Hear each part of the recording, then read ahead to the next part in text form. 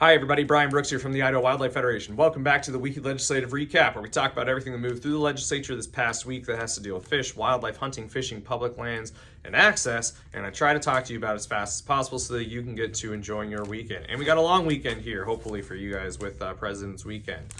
All right, I'm going to dive right into this because we got a lot of bills coming up. First two bills, Senate Bill 1017 passed through the Senate. This is Idaho Department of Parks and Rec's bill that would allow watercraft to have a 2-year boat registration and a 2-year invasive species sticker instead of just a 1-year. Good bill that is on its way to the House process after going through the Senate.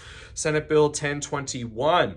That is the Priest Lake bill by Senator Herndon that would allow the legislature to approve or deny any consensus agreed upon modification to the outflow structure of Priest Lake. Now, there's a collaborative process in place that's bringing together stakeholders to figure out ways that we can restore the Priest River fishery, about 41 miles of river.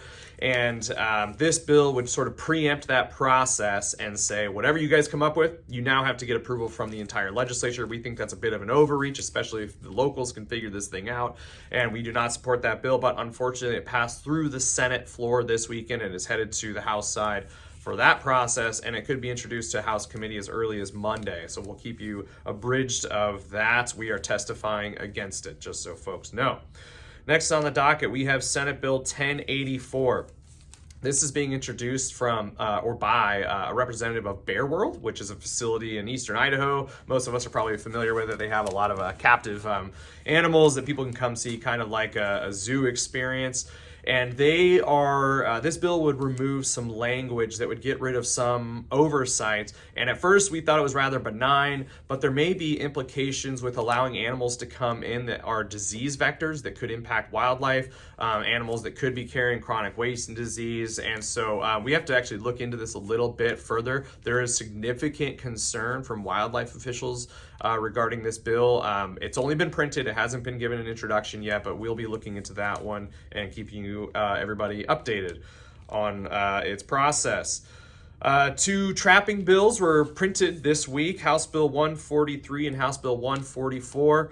143 allows for fur buyers in Idaho to have a temporary license instead of just a license. It allows them to have a sort of temporary license, just 3 days. So sort of like allowing non-residents to buy year-long fishing licenses, and they have the option to do a 3-day fishing license. This also gives out-of-state fur buyers a temporary license, and so they don't have to buy a whole year. It's a fine bill.